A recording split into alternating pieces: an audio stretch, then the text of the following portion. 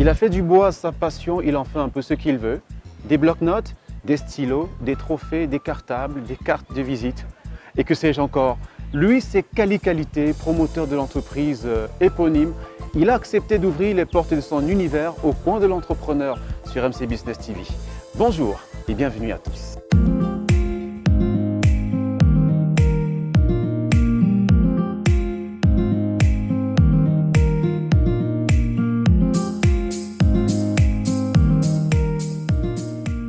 Bienvenue encore chers téléinternautes, je vous le disais tantôt, nous sommes avec Kali Qualité, que voici, c'est le propriétaire de l'entreprise éponyme.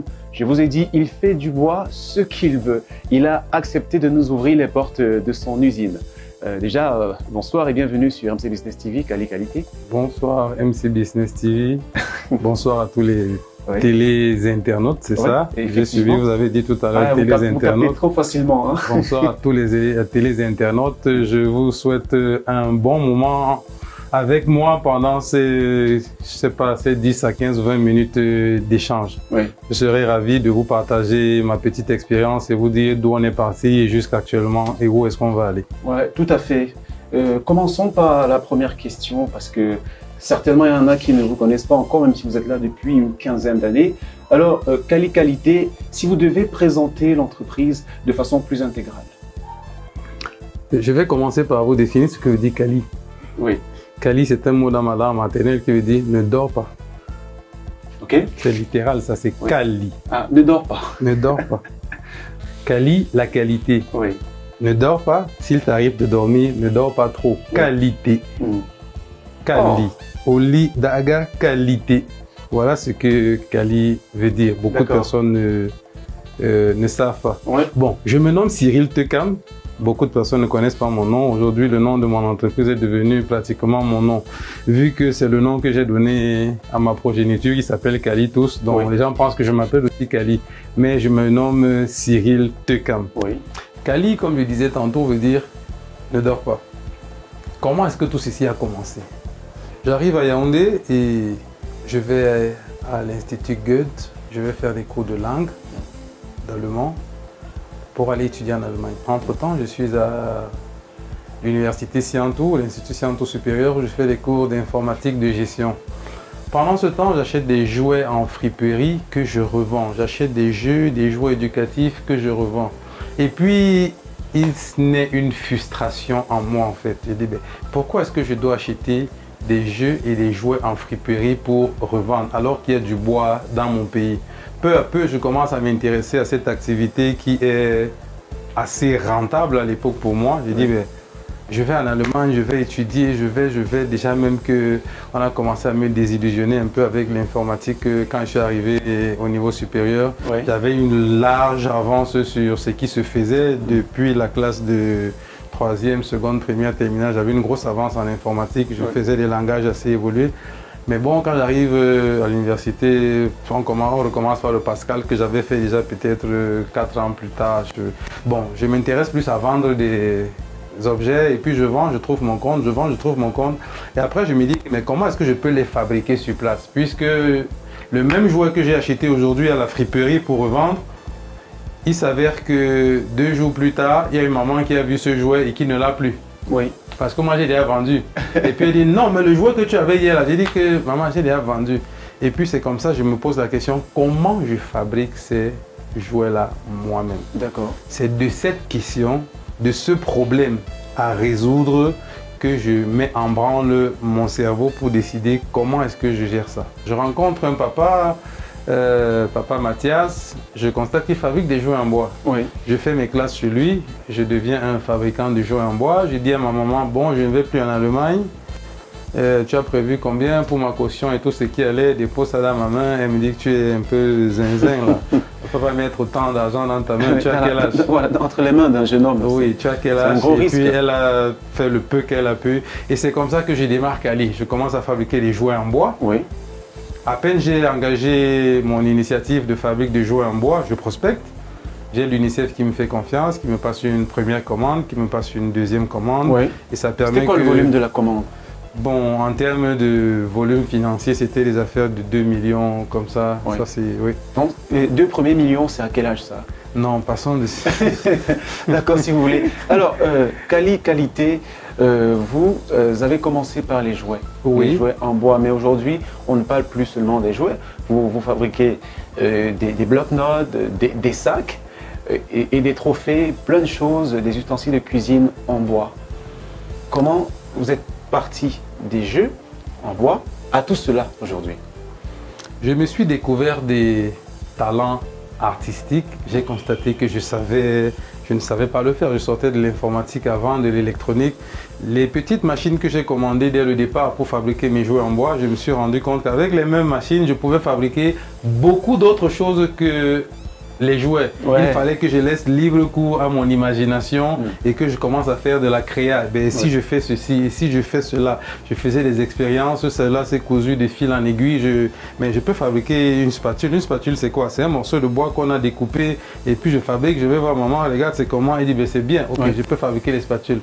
Mais la planche à découper c'est quoi? C'est un morceau de bois qu'on a découpé, on a bien poncé, on lui a donné une certaine forme. Voilà un deuxième produit qui est la planche à découper. Au fur et à mesure que j'avançais, j'ai donc constaté qu'il y avait plusieurs types de matériaux dans le bois. Oui. Je me formais en avançant, je découvrais les matériaux qui existaient sur le marché concernant le métier bois. Je me rapprochais des menuisiers, j'apprenais d'eux comment ça se passe ici, comment est-ce qu'on appelle cette essence de bois, comment est-ce qu'on fait tel type d'assemblage. Je me suis formé comme ça sur le terrain. Sur le tas. Oui, oui. Électronicien, informaticien qui est devenu menuisier je me suis carrément. formé sur le terrain au fur et à mesure que j'avançais et je créais, je découvrais que je peux faire ceci. J'essaye, dès que je découvre, dès que je pense que quelque chose est faisable, je m'y mets directement, j'essaye de faire. Je fais un premier prototype, ça ne donne pas, j'ai dit, ben, tiens, je me rapproche de, est-ce que je refais un deuxième, ainsi de suite. Cela a permis que je m'améliore au fil du temps. D'accord. Et puis, à un moment donné, j'ai commencé à avoir un problème dans la communication. Parce que j'ai ouvert une page Facebook et je communiquais sur tout ce que je faisais de manière globale. Parfois, des gens me contactaient, Kali, est-ce que tu peux nous donner des images des gadgets que tu fais pour le bureau et autres? J'ai dit, va sur ma page Facebook, tu vas trouver. Ma page Facebook était un melting pot, on pouvait tout trouver.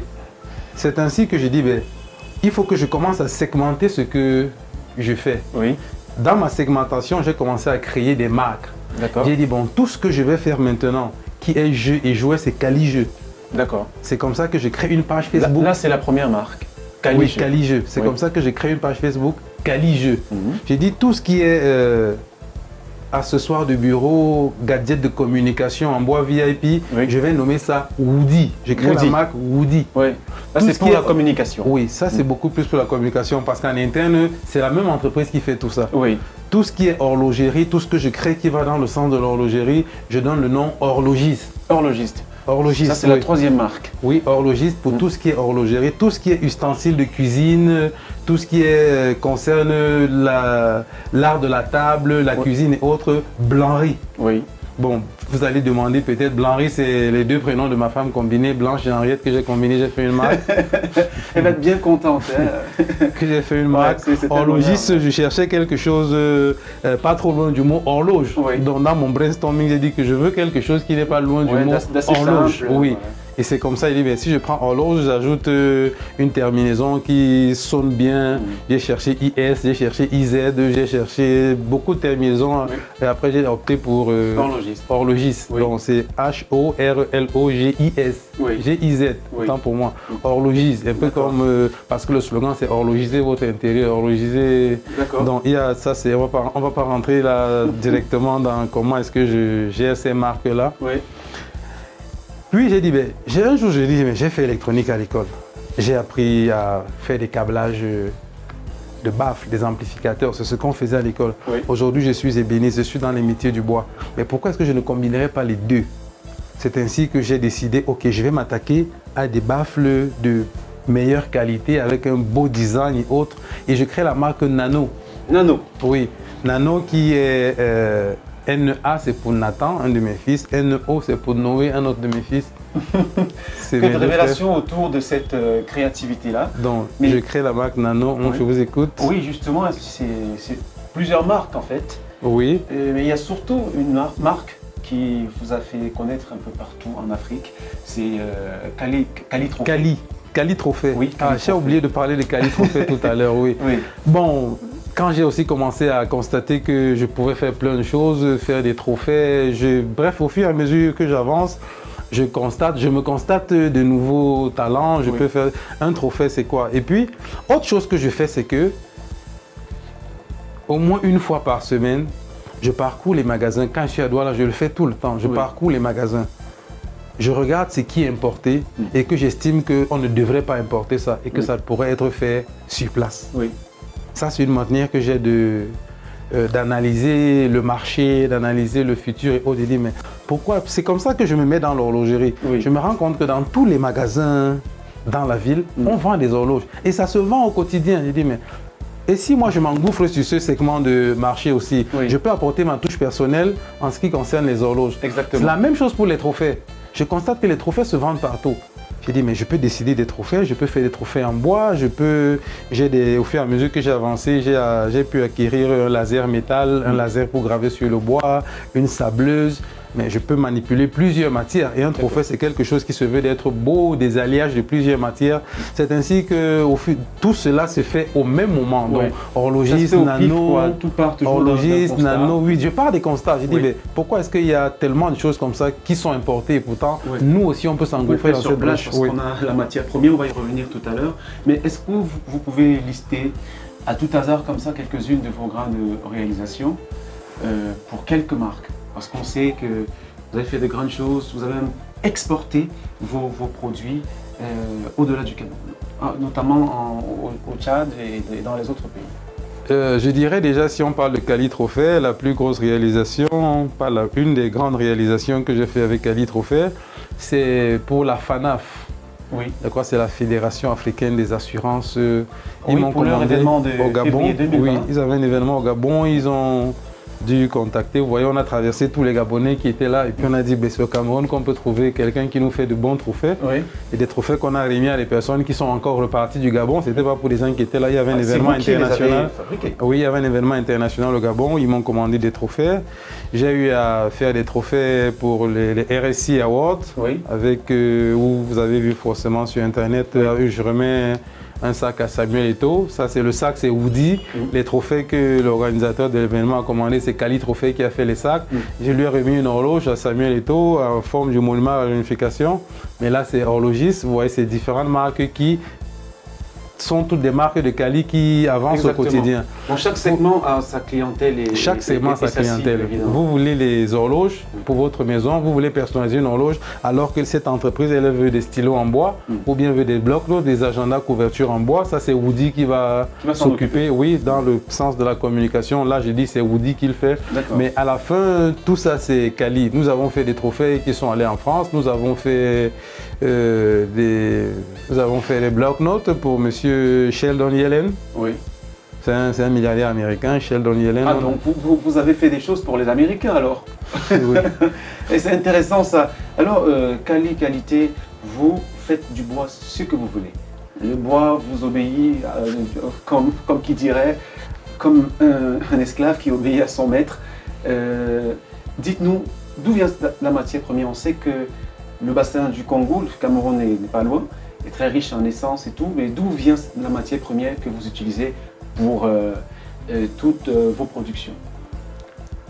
Le bois, qui est la matière première principale de Cali, est issu, comme vous l'avez déjà si bien souligné, de nos forêts. Oui. Il y a tout un processus qui est mis en place pour que j'obtienne du bois.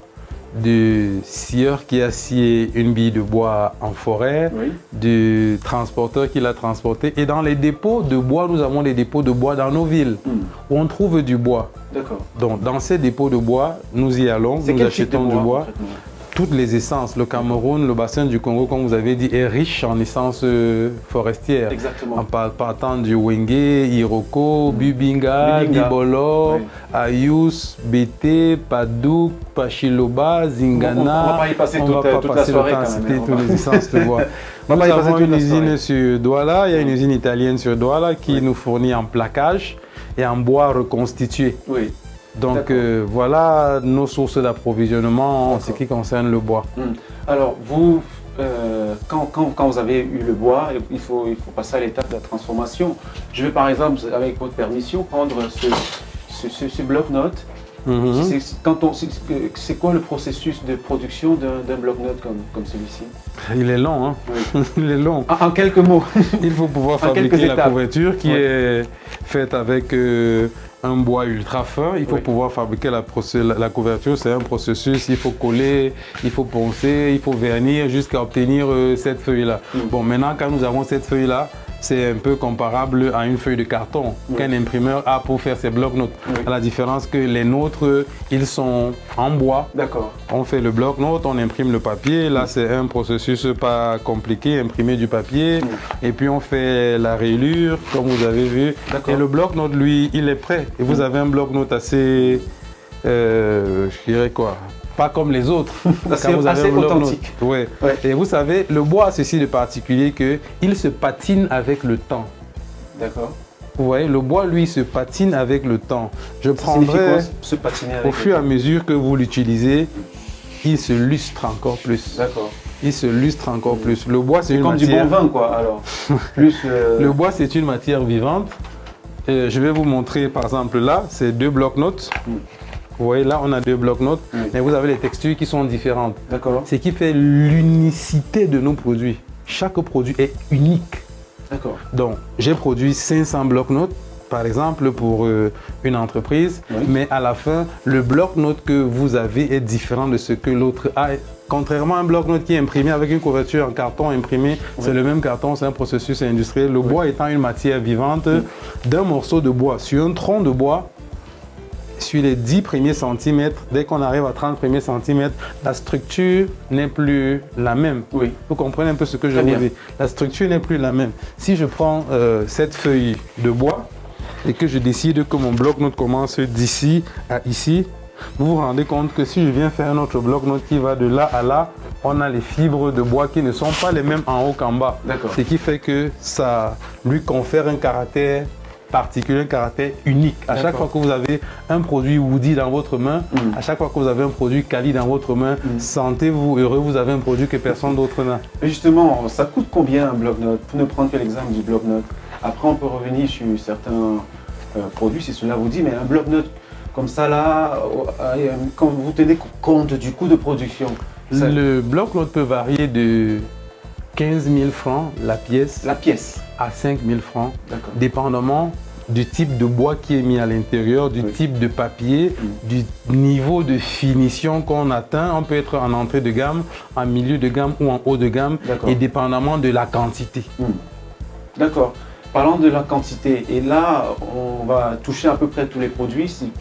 Ici, chez Kali Qualité, quelle est la capacité de production annuelle ou mensuelle?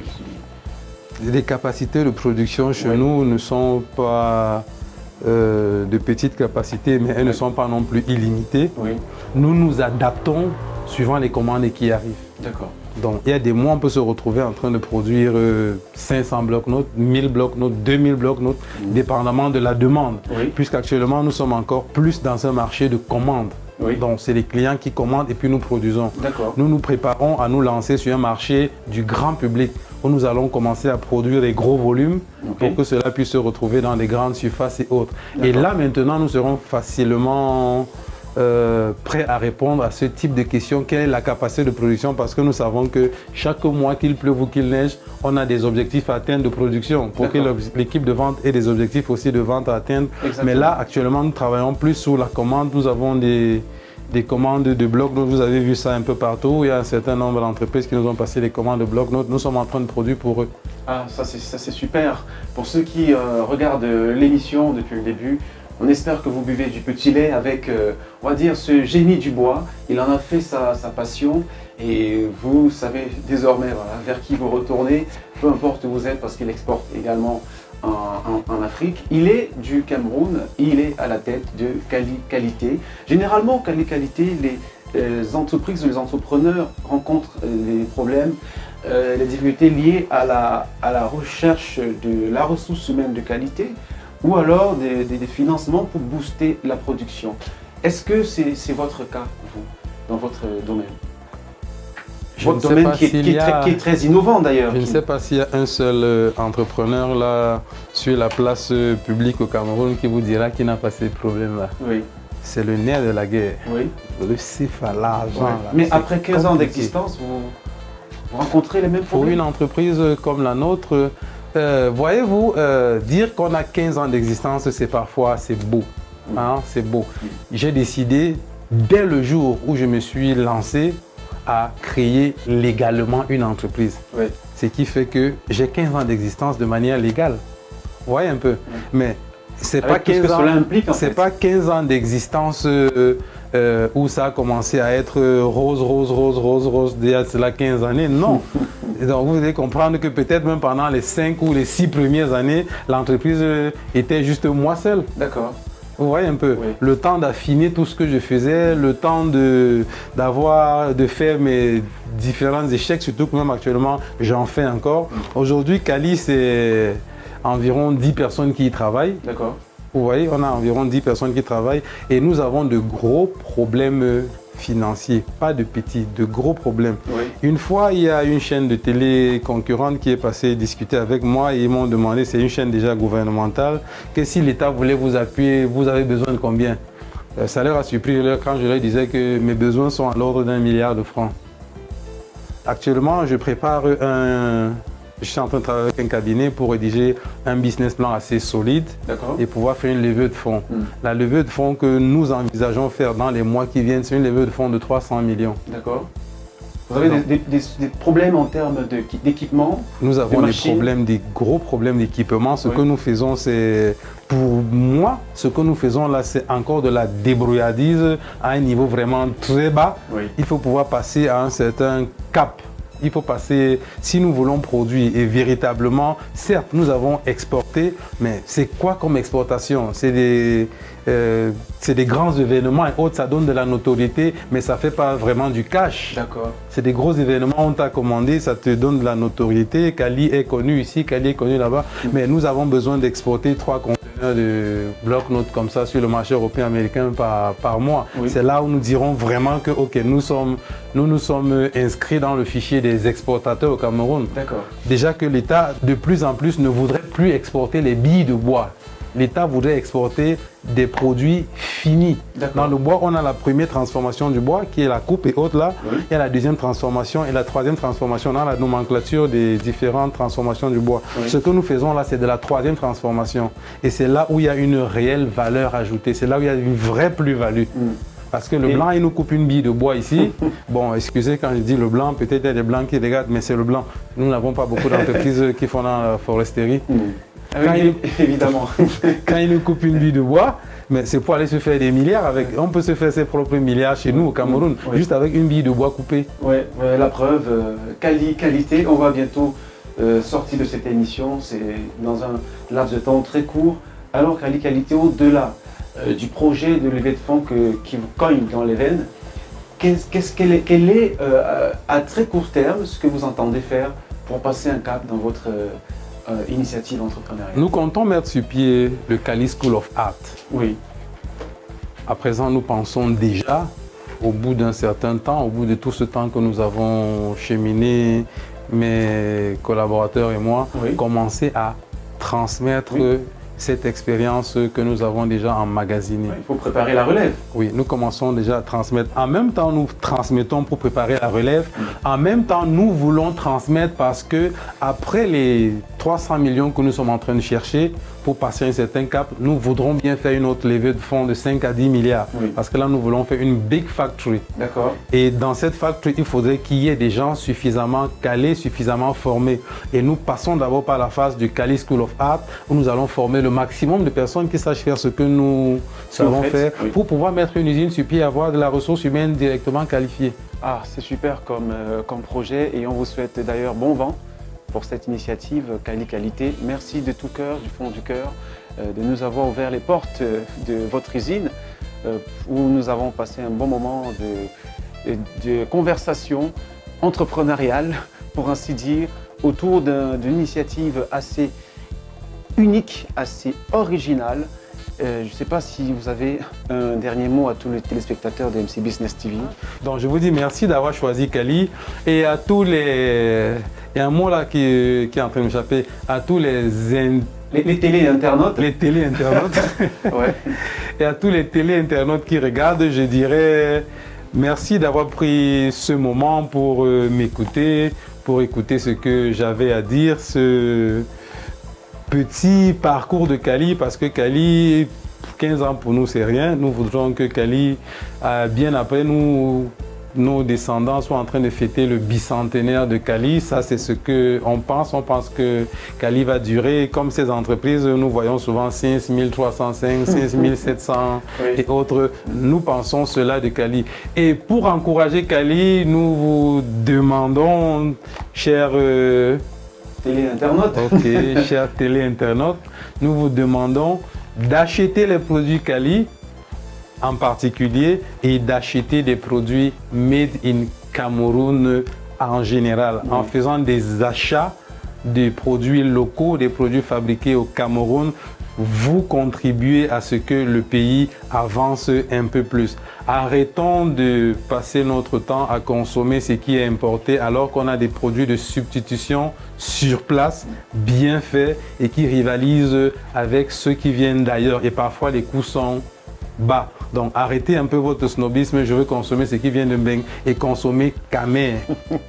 Ambassadeur du Made in Camer et au-delà du Cameroun, de l'Afrique.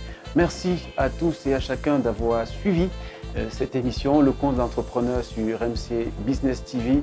C'est le point de chute et de rencontre des entrepreneurs africains qui font des choses géniales, la preuve avec qualité. Abonnez-vous à la chaîne, activez la cloche de notification, sauf si ça n'est déjà fait, et à très bientôt, si le cœur vous en dit.